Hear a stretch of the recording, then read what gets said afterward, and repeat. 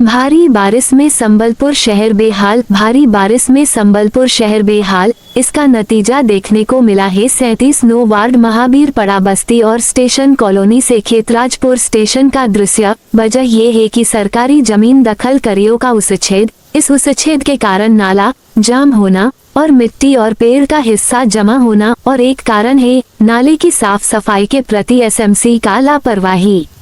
ये double engine सरकार कब संबलपुर के साफ सफाई को ध्यान देगा वह देखने की बारी है।